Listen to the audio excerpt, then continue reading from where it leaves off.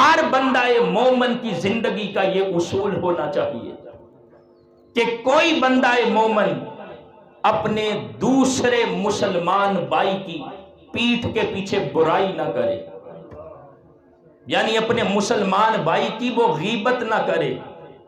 آج امت مسلمہ کے اندر، ہمارے اندر یہ بیماری عام ہے کہ ہم جہاں بھی بیٹھتے ہیں، جب تک کسی کے بارے میں گفتگو نہیں کر لیتے ہمیں سکون ہی نہیں آتا۔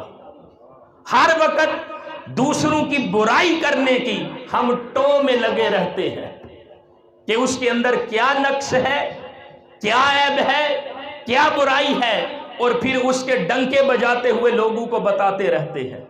فرمایا جو بندہ مومن ہے اس کی زندگی کا یہ اصول ہونا چاہیے کہ وہ اپنے کسی مسلمان بھائی کی برائی نہ کرے۔ قرآن میں تو یہ فرمایا نا ان یاکل لحم اخیہ، کہ جب کوئی مسلمان بھائی کی برائی کرتا ہے وہ ایسے ہے جیسے وہ اپنے مردہ بھائی کا گوشت کھا رہا ہے۔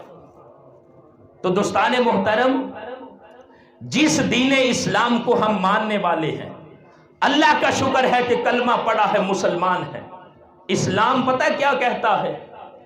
اگر کسی بندے کے اندر ایک خوبی ہے، صرف ایک خوبی، اور 99 اس کے اندر خامیاں ہیں، ایک خوبی ہے اور 99 اس کے اندر خامیاں ہیں، اسلام یہ کہتا ہے کہ اگر بیان بھی کرنی ہو تو اس کی ایک خوبی بیان کر لو، اس کی 99 خامیاں نہ بیان کرو۔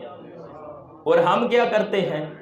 کسی بندے میں 99 خوبیاں ہوں، 99 خوبیاں ہوں اور صرف ایک خامی ہو، تو ہم 99 خوبیاں چھوڑ کر اس کی صرف ایک خامی کا ڈنڈورا پیٹتے رہتے ہیں۔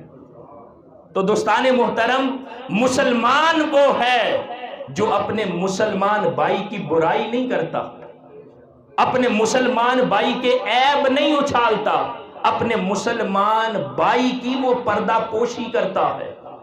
بلکہ ایک حدیث میں فرمایا جو اپنے مسلمان بھائی کی پردہ پوشی کرتا ہے، اللہ رب العزت دنیا اور آخرت دونوں جہانوں کے اندر اپنے اس بندے کی جو پردہ پوشی ہے وہ فرمائے گا۔